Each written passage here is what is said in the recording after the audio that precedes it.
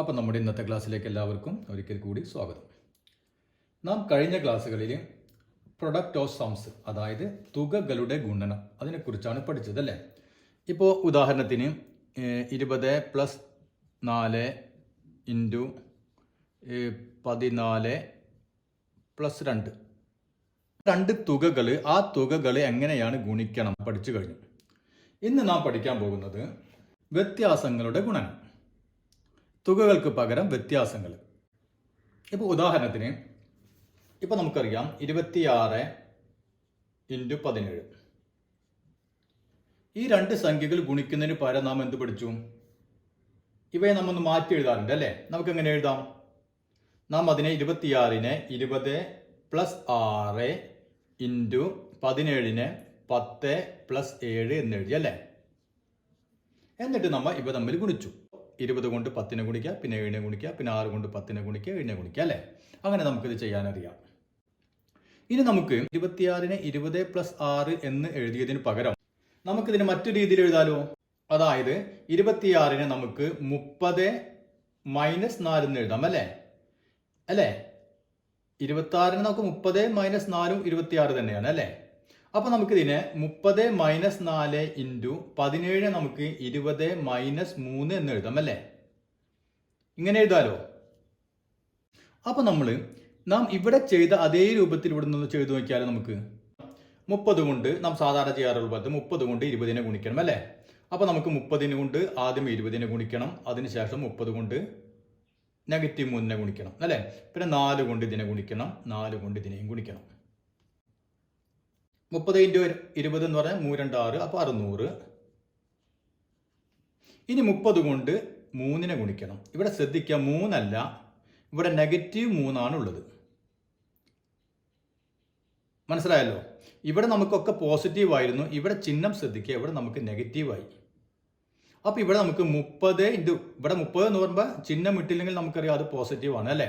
അപ്പൊ ഇവിടെ നമുക്ക് +30, അതായത് 30 × -3-നെയാണ് നാം ഗുണിക്കേണ്ടത്. ഗുണിക്കുമ്പോഴും ഹരിക്കുമ്പോഴും ഉള്ള ചിഹ്നങ്ങളുടെ നിയമം എല്ലാവർക്കും ഓർമ്മയുണ്ടാവും അല്ലേ.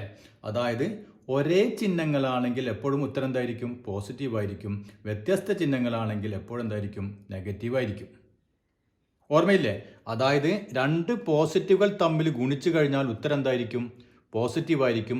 രണ്ട് നെഗറ്റീവുകൾ തമ്മിൽ ഗുണിച്ചു കഴിഞ്ഞാൽ ഉത്തരവും പോസിറ്റീവ് തന്നെ ആയിരിക്കും. അതായത് ഒരേ ചിഹ്നങ്ങൾ ഗുണിച്ചു കഴിഞ്ഞാൽ ഉത്തരം പോസിറ്റീവ് ആയിരിക്കും. വ്യത്യസ്ത ചിഹ്നങ്ങൾ, ഇപ്പോൾ ഒരു പോസിറ്റീവും ഒരു നെഗറ്റീവും തമ്മിൽ ഗുണിച്ചു കഴിഞ്ഞാൽ എപ്പോഴും എന്തായിരിക്കും? നെഗറ്റീവ് ആയിരിക്കും ഉത്തരം. അപ്പോൾ ഹരിക്കുമ്പോഴും ഗുണിക്കുമ്പോഴും ഇതേ നിയമം തന്നെയാണ്. അപ്പോൾ നമുക്ക് ഇതിലേക്ക് നോക്കിയേ. ഇനി 30 × -3 എന്ത് വരും? അപ്പോൾ നെഗറ്റീവും പോസിറ്റീവാണ്, നെഗറ്റീവാണ് അല്ലേ. ഇനി 30 × 3 90. അപ്പോൾ അത് കഴിഞ്ഞു, 30 കൊണ്ട് കഴിഞ്ഞു. ഇനി നോക്കിയേ, ഇനി ഇവിടെ -4 അപ്പം -4 കൊണ്ടാണ് 20-നെ ഗുണിക്കേണ്ടത്. അപ്പോൾ അത് പോസിറ്റീവ് 20. അപ്പം നെഗറ്റീവിൻ്റെ പോസിറ്റീവ് എന്താണ്? വ്യത്യസ്ത ചിഹ്നങ്ങൾ നെഗറ്റീവ്. 4 × 20 60. അപ്പോൾ അത് കഴിഞ്ഞു. ഇനി നോക്കിയേ, ഇവിടെ -4, ഇവിടെ -3, രണ്ടും നെഗറ്റീവാണ് അല്ലേ. രണ്ടും നെഗറ്റീവ് എന്നാൽ ഉത്തരം എന്താണ്? പോസിറ്റീവ്. ഒരേ ചിഹ്നങ്ങൾ. 4 × 3 12. ഇനി നമുക്ക് എന്ത് ചെയ്യാം? പോസിറ്റീവുകളൊക്കെ ഒരുമിച്ച് കൂട്ടുക. ഇവിടെ 600 ഉണ്ട്, പിന്നെ ഇവിടെ പോസിറ്റീവ് 12 അല്ലേ. അപ്പം മൊത്തം 612. നെഗറ്റീവ് എത്ര ഉണ്ട്? -90, -60 അല്ലേ. അപ്പോൾ -170 = 612 - 170 2 442. ഇനി നമ്മൾ ഈ കിട്ടിയ ഉത്തരം ഇതൊന്ന് നോക്കിയേ. ഇതാണ് നമുക്ക് ആദ്യത്തെ സ്റ്റെപ്പിൽ കിട്ടിയത് അല്ലേ. അപ്പൊ നമുക്ക് ഇതിനെ ഓൾജിബ്ര രൂപത്തിൽ, നാം മുമ്പ് ചെയ്ത പോലെ തന്നെ ഓൾജിബ്ര രൂപത്തിൽ എഴുതുമ്പോൾ എങ്ങനെ എഴുതാൻ പറ്റും? ഇവിടെ 30 - 4 അല്ലെ. നമ്മൾ ആദ്യം ചെയ്തത് x + y ആണ് അല്ലെ. അപ്പൊ ഇവിടെ നമുക്ക് x + yക്ക് പകരം x - y എന്ന് എഴുതാം. ഇൻറ്റു 20 - 3, അതിന് നമുക്ക് എന്ത് എഴുതാം? u - v എന്ന് എഴുതാം. നമ്മൾ ആദ്യം എഴുതിയത് എന്താണ്? മുമ്പ് പഠിച്ചത് u + v അല്ലേ. അപ്പോൾ ഇവിടെ നമുക്ക് രണ്ടും മൈനസ് ആയതുകൊണ്ട് x - y × u - v. നമുക്ക് ഉത്തരം എന്താ കിട്ടിയത്? ആദ്യം 600 കിട്ടി അല്ലേ. അതായത് ഇത് തമ്മിൽ 30 × 20 ഗുണിച്ചു, അതായത് x × u ഗുണിച്ചു അല്ലേ. അപ്പോൾ നമുക്കിവിടെ എഴുതാം xu. ഇനി x × -v അല്ലേ, അതായത് -xv. ഇനി -y × u അപ്പം നെഗറ്റീവ് വൈ യു. ഇനി നെഗറ്റീവിൻ്റെ negative positive y into v y v. അപ്പോൾ നമുക്ക് ബീജഗണിത രൂപത്തിൽ എങ്ങനെ എഴുതാം? X minus y into u minus v equal to x u minus x v minus y u plus y v എന്ന് കിട്ടും. അപ്പോൾ എപ്പോഴും ഇതേ രൂപത്തിൽ വരികയാണെങ്കിൽ ഈ നടുവിലുള്ള ഈ രണ്ട് ചിഹ്നങ്ങൾ എപ്പോഴും എന്തായിരിക്കും? നെഗറ്റീവ് ആയിരിക്കും. അപ്പോൾ നമ്മുടെ പഴയ ഇക്വേഷൻ ഓർമ്മ ഉണ്ടല്ലോ, x plus y into u plus v അല്ലേ, equal to x u plus x v plus y u plus y v. അപ്പം ഇങ്ങനെ ഇവിടെ രണ്ടും നെഗറ്റീവ് വന്നു കഴിഞ്ഞാൽ എന്തായിരിക്കും? ഇതും എപ്പോഴെന്തായിരിക്കും? നെഗറ്റീവ് ആയിരിക്കും. അപ്പോൾ ഇത് മനസ്സിലായല്ലോ. ഉദാഹരണത്തിന് 38 ഇൻറ്റു 49. ഇത് നമുക്ക് എങ്ങനെ ചെയ്യാൻ പറ്റും? നാം ഈ ചെയ്ത പോലെ തന്നെ 38 എന്തെന്ന് എഴുതാം? 40 മൈനസ് 2 എന്ന് എഴുതാം അല്ലേ, ഇൻറ്റു 49 50 മൈനസ് 1 എന്ന് എഴുതാം. അപ്പോൾ നമുക്ക് എങ്ങനെ ചെയ്യാം? ഇതുകൊണ്ട് ഓരോ നമ്മൾ സാധാരണ ചെയ്യാറുള്ള പോലെ തന്നെ. അപ്പോൾ 40 ഇൻറ്റു 50, അപ്പോൾ 20, അപ്പോൾ 2000. ഇനി 40 ഇൻറ്റു നെഗറ്റീവ് 1 എന്ത് വരും? പോസിറ്റീവ് ഇൻറ്റു നെഗറ്റീവ് നെഗറ്റീവ്, അപ്പോൾ നെഗറ്റീവ് 40. ഇനി നെഗറ്റീവ് 2 ഇൻറ്റു പോസിറ്റീവ് 9 അല്ലേ, അപ്പോൾ നെഗറ്റീവ് 100. ഇനി negative into negative positive 2 into 1 2. അത് ഈ നടുവിലുള്ള രണ്ട് പദങ്ങൾ എന്തായിരിക്കും? എപ്പോഴും നെഗറ്റീവ് ആയിരിക്കും അല്ലേ. ഇനി പോസിറ്റീവ് 2000 2 അല്ലേ, അപ്പോൾ 2002. നെഗറ്റീവ് എത്രയൊക്കെ ഉണ്ട്? 100 40, അപ്പോൾ 140. അപ്പോൾ 2002 നിന്ന് 140 മൈനസ് ചെയ്ത് കഴിഞ്ഞാൽ നമുക്ക് ഇതിൻ്റെ ഉത്തരം കിട്ടും. അതായത് 2 6 8 1 അല്ലേ. അപ്പോൾ നമുക്ക് ഉത്തരം കിട്ടി 1862. അപ്പോൾ ഇത് ചെയ്യേണ്ട രൂപം മനസ്സിലായല്ലോ. ഇനി നമുക്ക് രണ്ട് എണ്ണൽ സംഖ്യ, ഇപ്പോൾ ഉദാഹരണത്തിന് നമ്മൾ 30ഉം 50ആണെന്ന് വിചാരിക്കുക. ഈ രണ്ട് എണ്ണൽ സംഖ്യകളുടെ ഗുണനഫലം അറിയാമെങ്കിൽ അതിൻ്റെ തൊട്ടടുത്ത സംഖ്യകളുടെ ഗുണനഫലം എങ്ങനെയാണ് കണക്കാക്കുന്നത് നമ്മൾ പഠിച്ചു കഴിഞ്ഞു അല്ലേ. ഇപ്പോൾ ഉദാഹരണത്തിന് നമുക്ക് 30 ഇൻറ്റു 50 എത്ര ആണെന്ന് അറിയാം. അങ്ങനെയാണെങ്കിൽ അതിൻ്റെ തൊട്ടടുത്ത സംഖ്യകൾ ഏതൊക്കെയാണ്? 31ഉം 51 അല്ലേ. അപ്പോൾ ഈ 31 ഇൻറ്റു 51 എങ്ങനെ നമുക്ക് കണ്ടുപിടിക്കാം? നമ്മൾ ചെയ്തിട്ടുണ്ടല്ലോ. 31 ഇൻറ്റു 51 നമ്മൾ എങ്ങനെ എഴുതും? 31 into 51 equal to 30 plus 1 into 50 plus 1 എന്ന് എഴുതും അല്ലേ. അപ്പോൾ ഇവിടെ രണ്ട് ഭാഗത്തും പ്ലസ് 1 വരുമ്പോൾ നാം ഒരു ക്യാഷ് ഉപയോഗിക്കാറുണ്ട്, ഓർമ്മയില്ലേ? അതായത് x plus 1 into y plus 1 is equal to x y plus x plus y plus 1. അപ്പോൾ അതേ രൂപത്തിൽ നമുക്ക് ഇവിടെ എങ്ങനെ എഴുതാം?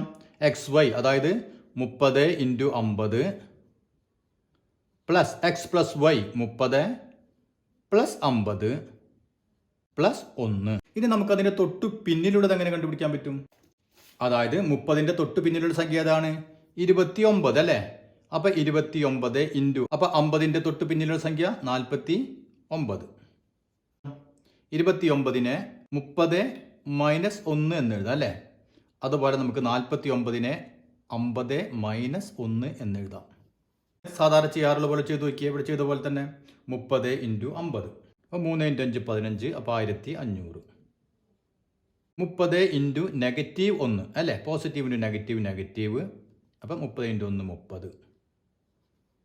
ഇനി ഇതുകൊണ്ട് രണ്ടെണ്ണത്തിനും അല്ലേ. അപ്പം നെഗറ്റീവ് 1 ഇൻറ്റു 50, അപ്പം നെഗറ്റീവ് ഇൻറ്റു പോസിറ്റീവ് നെഗറ്റീവാണ് 50. Negative into negative positive 1 into 1 1. 1500 പിന്നീട് പ്ലസ് 1 ഉണ്ട് അല്ലേ, അപ്പോൾ 1501.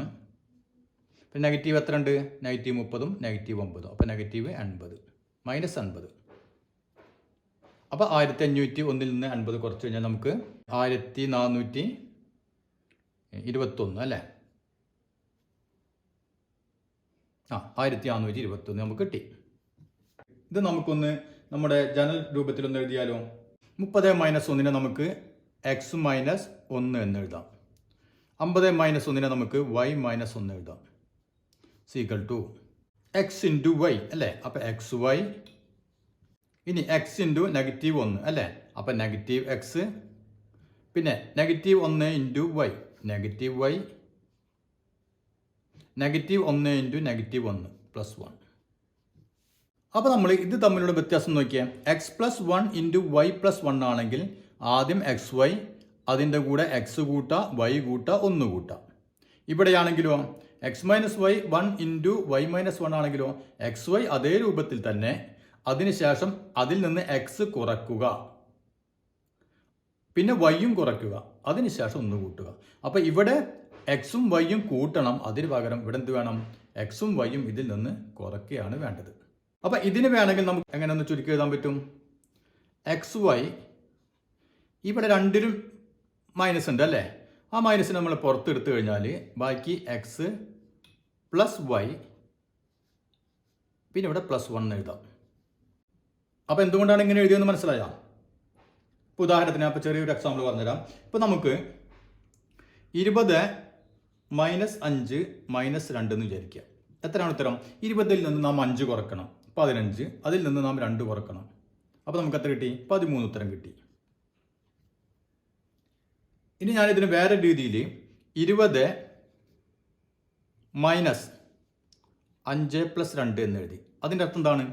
5 + 2 കൂടി കൂട്ടിയിട്ട് ഇതിൽ നിന്ന് കുറക്കുക. അപ്പോൾ 20ൽ നിന്ന് 5 2 കൂടി കൂട്ടിയാൽ എത്രയാണ്? 7 അല്ലേ? അപ്പോൾ 20ൽ നിന്ന് 7 കുറക്കണം. അപ്പോഴും ഉത്തരം എത്രയാണ്? 13 തന്നെയാണ് കിട്ടിയത് അല്ലേ? അത് തന്നെയാണ് ഇവിടെ നമ്മൾ ചെയ്തത്. xyയിൽ നിന്ന് x കുറക്കുന്നു, പിന്നെ y കുറക്കുന്നു, പിന്നെ 1 കൂട്ടുന്നു.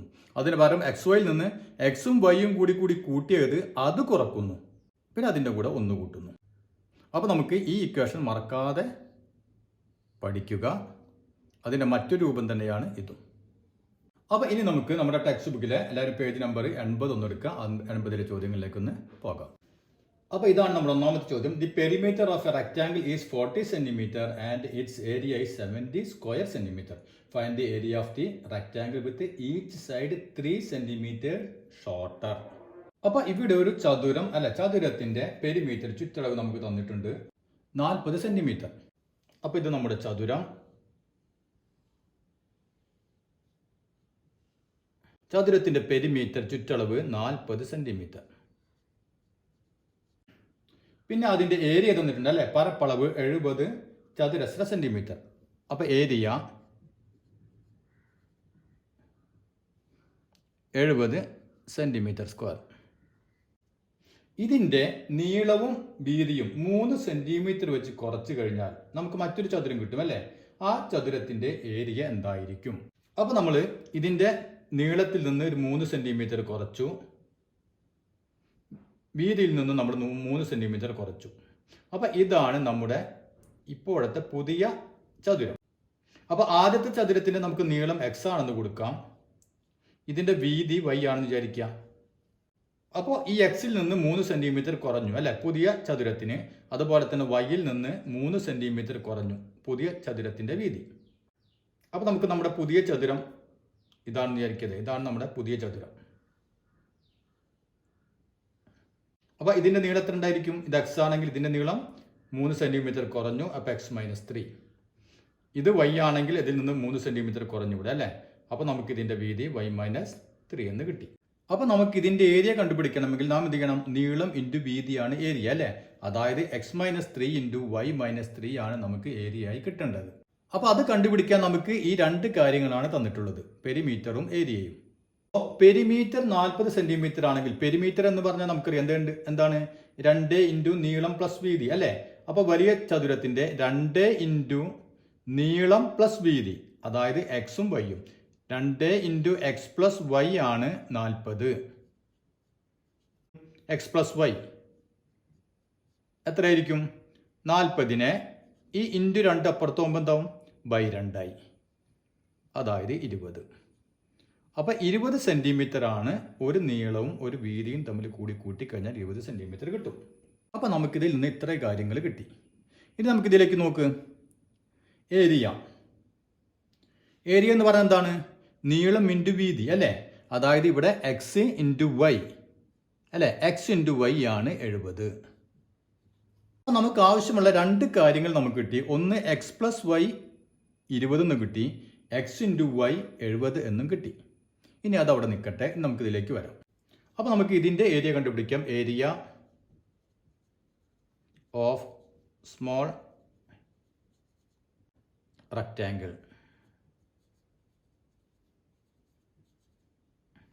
നീളം ഇൻറ്റു വീതി അല്ലേ. അതായത് നീളം എന്ന് പറയുന്നത് x-3 ആണ്, ഇൻറ്റു വീതി എന്താണ് y-3. അപ്പോൾ നമ്മളിപ്പോൾ പഠിച്ച പോലെ തന്നെ എന്തെന്ന് എഴുതാം, x ഇൻറ്റു വൈ xy, ഇനി x ഇൻറ്റു -3 അല്ല, ശ്രദ്ധിക്കുക, x into -3, positive into negative negative, 3 into x 3x. അപ്പോൾ ഇതുകൊണ്ട് കഴിഞ്ഞു. ഇനി ഇതുകൊണ്ട് ഇതിന് അല്ലേ, -3 into y, negative into positive negative, 3 into y 3y. ഇനി -3 into -3, negative into negative positive, 3 into 3 9. അപ്പോൾ നമുക്ക് xy -3x -3y + 9 എന്ന് കിട്ടി. അപ്പോൾ ഇതിലേക്ക് നാം വില കൊടുക്കുകയാണെങ്കിൽ നമുക്ക് എന്ത് കിട്ടും, ഇതിൻ്റെ ഉത്തരം കിട്ടും അല്ലേ. അപ്പോൾ നമുക്ക് ഇങ്ങോട്ട് നോക്കിയേ, ഇവിടെ നമ്മൾ ആദ്യം xy അല്ലേ, xy എന്താണ്, നാം 70 നമ്മൾ കണ്ടുപിടിച്ചിട്ടുണ്ട് അല്ലേ. അപ്പോൾ അത് ഓക്കെ ആയി. പിന്നെ നമുക്ക് എന്തറിയാം, x + y 20 ആണെന്നറിയാം അല്ലേ. ഇവിടെ x + y എന്ന രൂപത്തിലല്ല കിടക്കുന്നത്, -3x -3y എന്ന രൂപത്തിലാണ് അല്ലേ. അപ്പോൾ ഇതിനെ നമുക്ക് ചെറുതായിട്ടൊന്ന് മാറ്റാം. അപ്പോൾ അതെങ്ങനെ മാറ്റും, ഈക്വൽ ടു xy അങ്ങനെ തന്നെ കിടന്നോട്ടെ, xy. ഇവിടെ ശ്രദ്ധിക്കുക, -3x -3y രണ്ടിലും എന്താ ഉള്ളത്, -3 ഉണ്ട് അല്ലേ. അപ്പോൾ ആ -3നെ നാം ഒന്ന് പുറത്തേക്ക് എടുക്കുക. അപ്പോൾ അവനെ നമ്മൾ ഇങ്ങോട്ട് പുറത്തേക്ക് എടുത്തു. അപ്പോൾ അത് കഴിഞ്ഞാൽ ബാക്കി ഇവിടെ എന്തുണ്ട്, -3 ഇങ്ങോട്ട് പോന്നു കഴിഞ്ഞാൽ ബാക്കി ഇവിടെ ഒരു x മാത്രമേ ഉള്ളൂ അല്ലേ. ഇവിടെ നിന്ന് -3 അങ്ങോട്ട് പോന്നു, ബാക്കി എന്തുണ്ട്, +y. ശരിയായില്ലേ, ഒന്ന് ചെക്ക് ചെയ്ത് നോക്കിയേ.